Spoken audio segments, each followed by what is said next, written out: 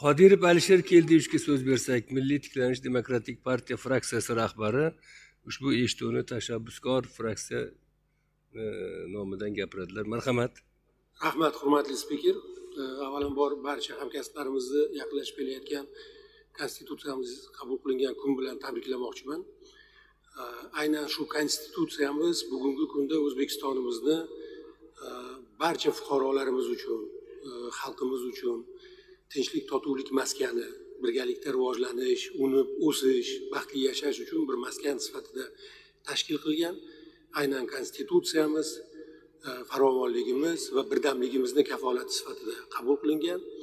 Mana hozir biz Qahramon Rahmatullayevich hisobotini eshitdik, juda mamnuniyat bilan batafsil.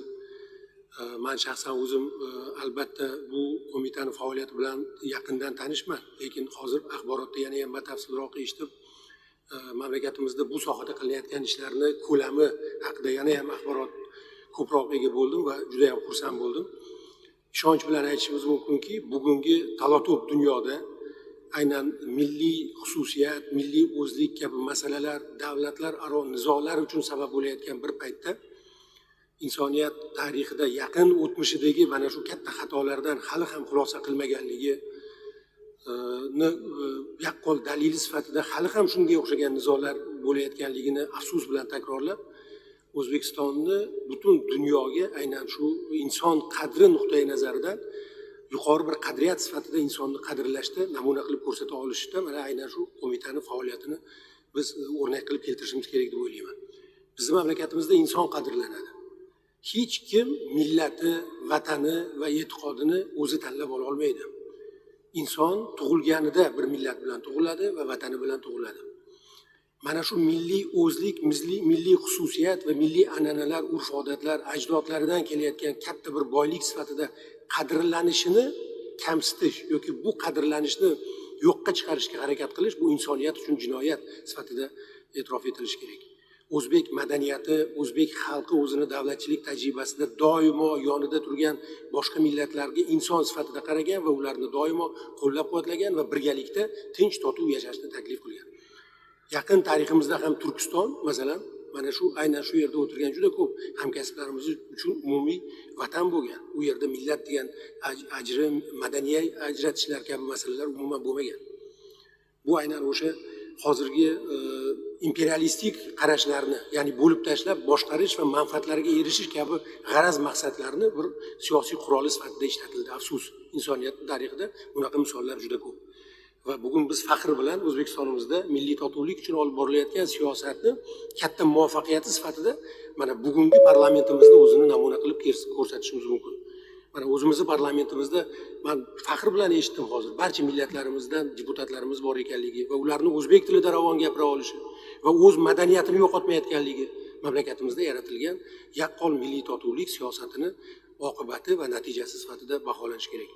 Hurmatli deputatlar, yana bir bor o'sha muqaddas kunimiz, muborak kunimiz, konstitutsiyamiz qabul qilingan kun bilan tabriklash bilan birgalikda qo'mitani faoliyatini nafaqat bugun hisobotini qo'llab-quvvatlash va bundan keyingi faoliyatda ham faol bo'lish, kerak bo'lsa ishtirok etish, yordam berish va uni rivojlantirish yanada muvaffaqiyatli bo'lishiga hissa qo'shishga chaqirib qolaman. Rahmat.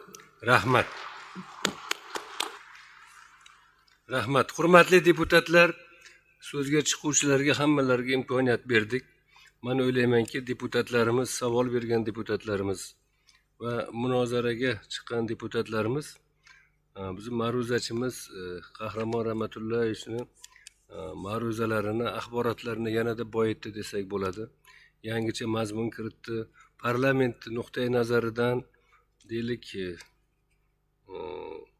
o'zini fikrlarini aytdi. Hammasi to'g'ri fikrlar.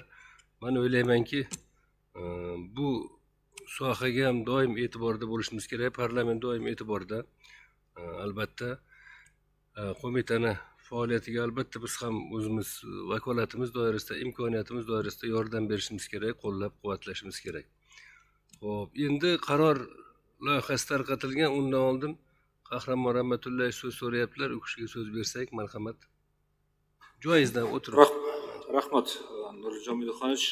Avvalambor yuqorida axborotning boshida ham aytdim, ushbu mavzuni qo'llab-quvvatlab kun tartibiga kiritganliklaringiz uchun minnatdorchilik bildirdim. Endi qolaversa, dolzarb masalaligini hammamiz birgalikda eshitib, undan tashqari hozir barcha deputatlarga o'zimizni qo'mita nomidan va qo'mita jamoasi nomidan minnatdorchilik bildirmoqchiman. Axborotni qabul qilganliklaringiz uchun, shu jumladan so'zga chiquvchilarga ham alohida minnatdorchilik bildirmoqchimiz, chunki qo'mita faoliyatidan yuqorida aytilgandek bexabar emasliklaringizni, hattoki o'sha bir necha raqamlarni yoki rejalarimizni ham xabardorliklaringiz odamni quvontiradi. Men o'ylaymanki, parlament bilan doimiy ravishda biz ishlashga, yuqorida aytilgandek deputat nazoratlari, kerak bo'lsa qonunchiliklar, takliflar kiritishga doimo tayyormiz. Rahmat bugungi qo'llab-quvvatlaringiz uchun. Rahmat. Hurmatli deputatlar, taklif bo'ldi. Mana mas'ul qo'mita Demokratik institutlar fuqarolik jamiyati rivojlantirish masalalari qo'mitasi bu eshituvga mas'ul edi. Qaror loyihasi tarqatilgan, tayyorlashgan, shu tavsiyalarga tarqatilgan. Nima deysizlar? Shu qaror loyihasida ma'lumot uchun qabul qilish degan qarorga kelinyapti va bir qancha tavsiyalar taklif etilyapti. Shu qarorni qabul qilsak bo'ladimi? Ovozga qo'yamiz.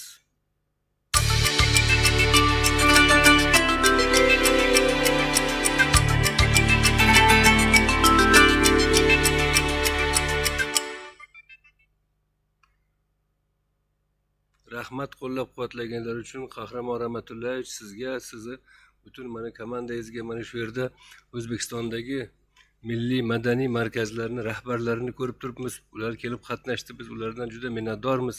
Albatta bular juda ko'p ishlar qilib, haqiqatda jonkuyarlik qilib ko'p ishlar qilyapti. O'zlarini mamlakatimizni shu deylik shu sohadagi borayotgan ishlarni targ'ibot qilyapti, boshqa joylarda buni tushuntiryapti. Albatta juda katta har bir millatni o'zini urf-odati, qadriyatlarini saqlab qolinishda va uni nafaqat saqlab qolish, balki uni rivojlantirish, takomillashtirishda shu yerda o'tirgan milliy markazlarimiz rahbarlarining hissasi hammasi katta. Biz ular bilan doim muloqotdamiz, doim ko'rishib turamiz. Mana hozir kelganlardan biz minnatdormiz. Eshigimiz ular uchun doimo ochiq. Qachon qanday tadbir, qanday masala bo'lsa, bularni biz eshitishga tayyormiz. Hurmatli deputatlar, ushbu masalani demak ko'rib bo'ldik. Endi qolgan masalalarni ham birdaniga ko'rib olsak, mehmonlar ham o'tirib tursa ham bo'laveradi. Nima deysizlar? Keyingi masalamiz bor bitta.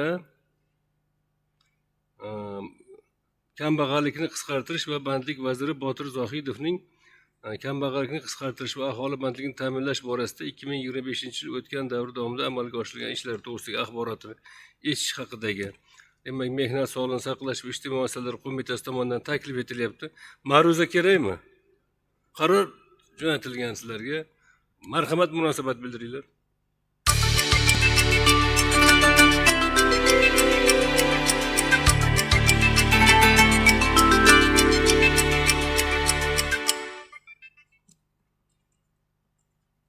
Keyingi masalamiz, rahmat.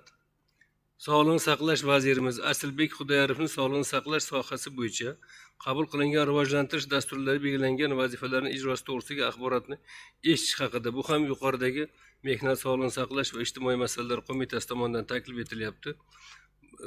Ma'ruza kerakmi? Tushunarli, hammasi yozilgan. Marhamat, ovozga qo'yamiz.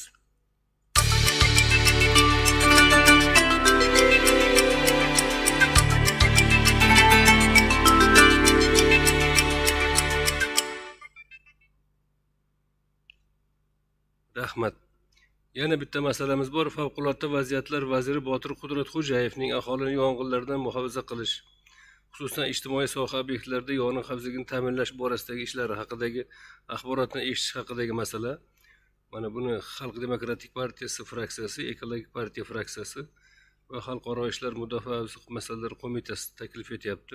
Tushunarlimi? Ovozga qo'ysak bo'ladimi? Marhamat, ovoz beringlar.